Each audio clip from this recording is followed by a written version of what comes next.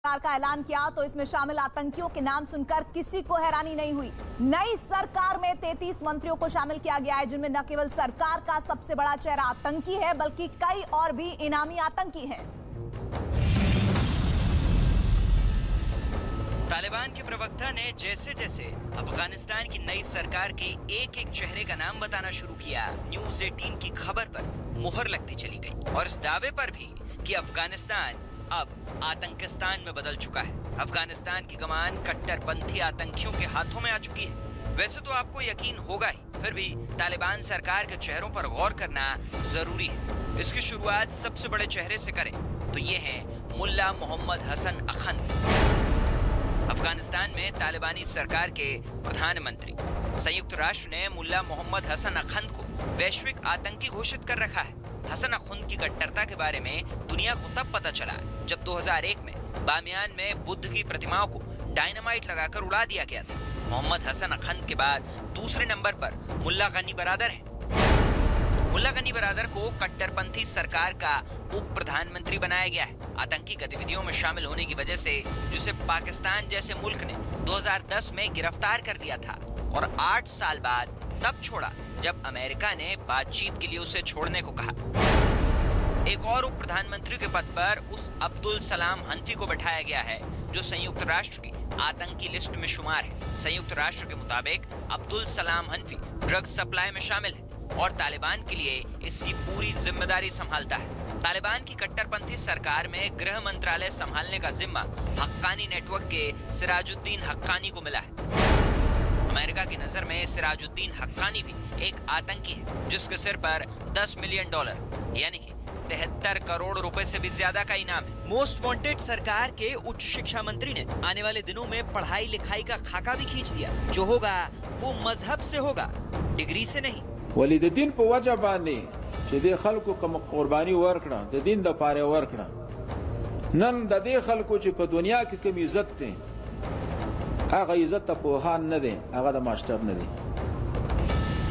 दुनिया के च द चा सर हर सुमरा डेरी डिग्रियानी अगुई त पे दुनिया की हक इज्जत न दे हासिल नन कम इज्जत च मुला और तालिब त अफगानिस्तान पर सरजमीन माने हासिल है।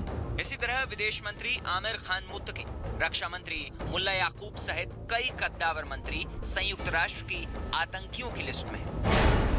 तालिबान 5 नाम से कुख्यात 5 तालिबान में से 4 को नई अफगान सरकार में जगह दी गई। इनमें वो 4 हैं जिन्हें अमेरिका ने गुआंतानामो बे में हिरासत में रखा था। इन्हें अमेरिकी सैनिकों की रिहाई के बदले में 2014 में ओबामा सरकार ने रिहा किया था। इन आतंकियों में मुल्ला खैरुल्लाह को सूचना मंत्री, मुल्ला नूरुल्लाह को सीमा और जनजाति मंत्री, मोहम्मद फाजिल को उप रक्षा मंत्री बनाया गया है। संयुक्त राष्ट्र में अफगानिस्तान के राजदूत और स्थायी प्रतिनिधि गुलाम इसाकजई तक ने कहा कि अफगानिस्तान की आंतरिक सरकार सबको साथ लेकर चलने वाली नहीं है और इसे अफगानिस्तान के लोग स्वीकार नहीं करेंगे। उन्होंने इस सरकार में शामिल दागियों पर सवाल तो खड़े किए ही, साथ ही इसमें महिलाओं और अल्पसंख्यकों को जगह न दिए जाने का भी मुद्दा उठाया। गुलाम इसाकजई ने संयुक्त राष्ट्र में दुनिया से इस्लामी अमीरात की बहाली के विरोध तक की अपील कर डाली। We ask all member states of the United Nations to help us promote a culture of peace in Afghanistan. We ask that you continue to reject the reinstatement of the Islamic Emirate, hold the Taliban to account for their violation of international human rights and humanitarian law. जब 33 मंत्रियों वाली सरकार में से 17 को America और संयुक्त राष्ट्र ने आतंकी घोषित किया है तो ऐसे में इस तरीके की सरकार पर सवाल तो खड़े होंगे ही। सवाल यहीं खत्म नहीं होते, सवाल तो ये भी है कि जो अब तक आतंकी थे आज वो किसी सरकार का चेहरा बन रहे हैं तो ऐसे में क्या दुनिया के तमाम देश उनको मान्यता देंगे? इस सवाल को खारिज नहीं किया जा सकता। प्रधानमंत्री, 2 उप प्रधानमंत्री, विदेश मंत्री, रक्षा मंत्री और अन्य ऐसे पद हैं जिनमें कि आतंकियों को बिठाकर क्या दुनिया को चिढ़ाने का काम नहीं किया जा रहा?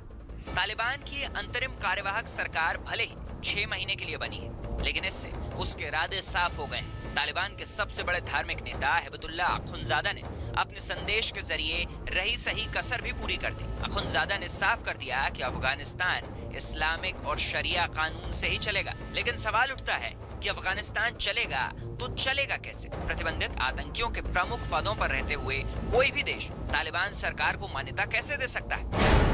नियमों के मुताबिक संयुक्त राष्ट्र के आतंकियों की लिस्ट में शामिल होते ही सभी देश बिना देरी किए संबंधित व्यक्ति, समूह या संस्था का धन, वित्तीय संपत्ति और आर्थिक संसाधनों को जब्त कर लेते हैं। प्रतिबंधित सूची में शामिल लोगों का विश्व के किसी भी देश में आने जाने पर प्रतिबंध लग जाता है। इसके अलावा जो जिस देश में है उसमें भी स्वतंत्र रूप से यात्रा नहीं कर सकता। कोई भी देश ऐसे आतंकियों को न तो वीजा जारी कर सकता है और न ही अपने देश में शरण दे सकता है। संयुक्त राष्ट्र की प्रतिबंधित सूची में शामिल होते ही संबंधित व्यक्ति या संस्था को किसी भी देश या संगठन द्वारा हथियारों की खरीद फरोख्त, उसके पुर्जों, मटेरियल, तकनीक की जानकारी देने पर प्रतिबंध लग जाता है। प्रतिबंधित व्यक्ति या संस्था किसी भी देश का झंडा लगा हवाई जहाज या शिप का उपयोग नहीं कर सकता है। दुनिया में ऐसा पहली बार हुआ है जब 2 या 2 से अधिक वैश्विक आतंकी किसी सरकार में सबसे ऊंचे ओहदे पर बैठे हुए हैं। ऐसे में बड़ा सवाल ये उठ रहा है कि जिन जिन देशों ने इन आतंकियों पर प्रतिबंध लगाए हुए हैं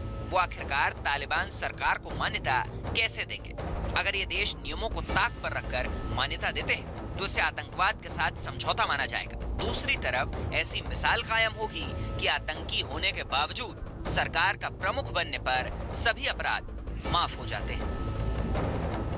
तालिबान अपनी सरकार चलाने के लिए पाई पाई का मोहताज है। अगर उसके पास पैसा नहीं आया तो अफगानिस्तान में तबाही आ सकती है। दूसरी तरफ अगर दुनिया ने मान्यता नहीं दी तो राजनयिक संबंध स्थापित नहीं हो पाएंगे और ऐसे में तालिबान को ये